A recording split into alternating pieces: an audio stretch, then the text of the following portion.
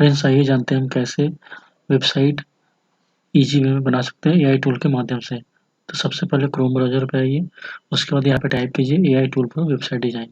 तो आप यहाँ पे देख सकते हैं कि एक टूल है यूआई जार्ड करके, जिससे हम आसानी से वेबसाइट बना सकते हैं। वेबसाइट इसमें क्या करना है हमें कि अकाउंट बनाना है। अकाउंट बनाने के बाद फिर यहाँ पे जैसे ही आपका अकाउंट बन जाएगा, उसके बाद एक आपको वेबसाइट डिज़ाइन का वायरफ्रेम मिल जाएगा, जहाँ से आप जो ये देख सकते हैं यहाँ पे इस तरह का डिज़ाइन है। टेम्पलेट आप चूज कर लें, उसके बाद फिर उसमें अपना कंटेंट और इन्फोग्राफिक्स और जो भी कॉन्टैक्ट वगैरह है वो फिलअप करके सारा कुछ वेबसाइट आसानी से 1 घंटे में आप बना सकते हैं। तो फ्रेंड्स समझिए होंगे कैसे आप एआई टूल के माध्यम से वेबसाइट अपनी आवश्यकता के अनुसार कैसे बना सकते हैं।